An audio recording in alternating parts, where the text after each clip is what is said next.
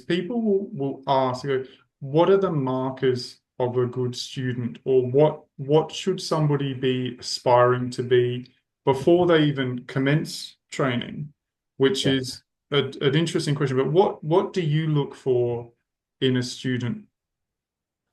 Okay. I think the few things are right. I think to learn the internal arts as we teach it, we don't really look for any prerequisites. So, Mm, in fact, someone who doesn't know anything about internal arts would it has an advantage because then we are working with a blank slate. But for someone who's got experience with other internal arts, sometimes, and most of the time, I would say, they will have to unlearn what they already know in order to learn the system, you see. mm, So that can can be part of an obstacle. It's not always so. Depends on the system that they've got and the knowledge that they have got, right?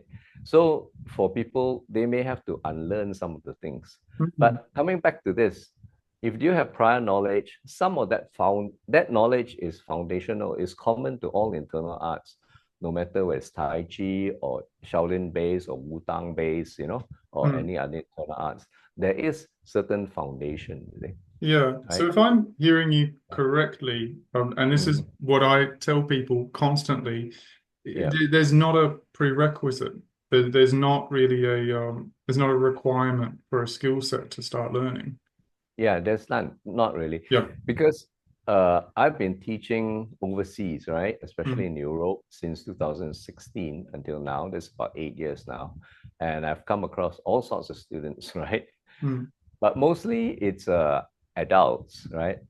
We don't have many young people, although there are some, some people come to the group as a family, mm, right? So they may be kids, but usually they are, because the art is quite sophisticated, you need to have, at least a basic certain understanding. So I would say teenagers, right? At least a teenager. And we've got people who are as old as, I think my oldest student is around 70 plus, mm. 80, right? 70, yeah. Pretty good. Yeah. So that's a pretty wide range, you see. Mm, Yeah. And some of them has got many years, decades of other Qigong arts, and some are beginners. mm, So yeah, so it's a wide range. But I think the main requisite for me, although it doesn't prevent the person from joining, but for me, what will make a good student is someone who is dedicated and committed to practice, you know. And absolutely.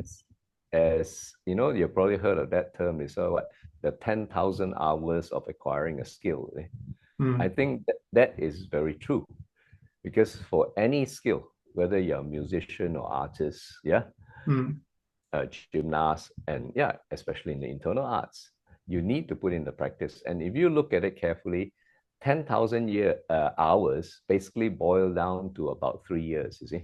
If you practice, let's say twice a week, or yeah. putting, I can't remember the numbers, but you But put in so many hours a week, right? yeah. Let's say it will amount to about 3 years, you see.